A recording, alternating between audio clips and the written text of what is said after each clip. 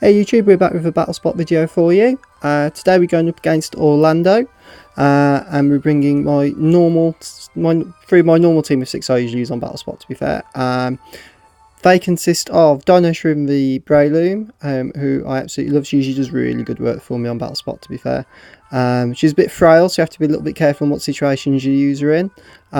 But she's got some really good moves. She's got really good move pool and can usually come through. And map punch priority is always handy to have in a pinch. You've then got Charizard. He's a Charizard X, by far my favourite Pokemon of all time. Had Charizard when I played the original Red, was my starter, so we'll always have a bit of a special place in my heart for that. And then we're bringing Drapion with us as well. Don't see many Drapions on battle spot. That comes in quite handy because a lot of people get a typing wrong and assume she's a bug type where she's actually dark poison. So you tend to take a lot of fire hits quite early on, and that usually allows you to get a fair bit of damage off. She's sniper ability as well, and she's got 2 high crit moves plus Earthquake for coverage. And she's holding the wide lens, so she can usually do a fair bit of damage, and those crits can just keep mounting up at times as well. Incidentally, she was also my first shiny, which was great. So caught her on X in the herd.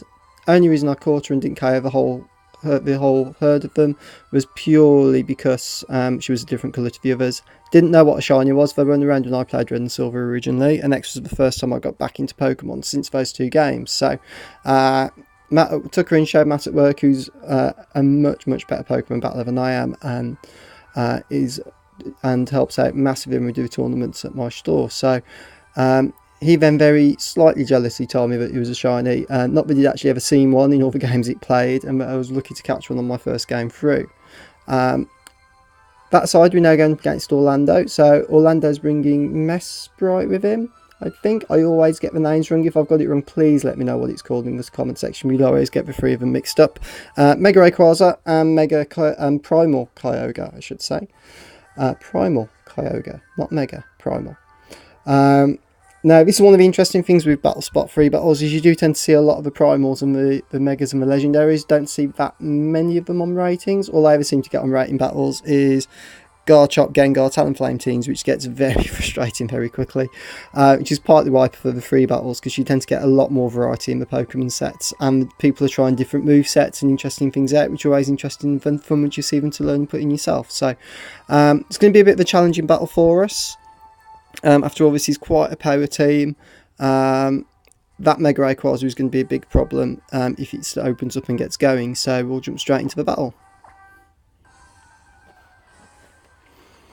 So one thing I have noticed is when people bring Primals on battle spot, they usually open with them. So we're going to open up Dino-Shroom, predicting the Kyogre League, which he does go into. The other strange thing with it is they do tend to live in against Breloom, which is surprising considering its weakness. Maybe they just think this giant primal whale hasn't got much to worry about from this little fungus dinosaur, but this guy's about to learn that lesson the hard way.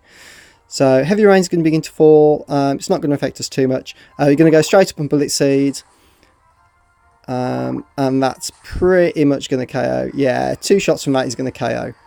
So he probably won't stand against another Breloom, to be fair, after that. Hopefully. So super effective, hit 2 times, and that's one first Primal out of the way. He's then going into Mesprit. It was Mesprit. There we go. We're going to go for a Rock Tomb. I was pretty sure I could take a Psy Shock off it. It is neutral, and there's no point going for a Map Punch. But ideally what I need it to do now is most people will leave the Rayquaza in the back and use it as a sweeper at the end of the game. I'm going to take the Psychic, that's going to drop us. I wanted to make sure I was in a position where I could bring Charizard in. Wasn't sure how fast this was.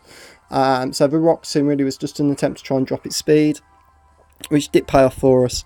We're going to Mega Evolve Char, go to Char X, and I'm looking at essentially thinking the Flame Charge will probably pop it and give me a +1 speed boost. So we're going to Flame Charge it off. We need to be able to outspeed that Rayquaza when it comes in.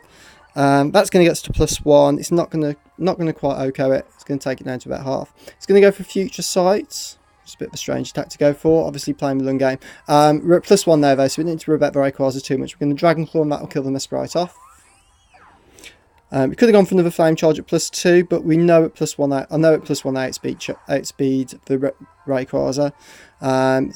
Going to get its airlock off, and Mega Stone's going to react and Mega Evolve. He probably thinks this is game right now, because most people do tend to assume that when they bring a Rayquaza in, because isn't like horrendously overpowered.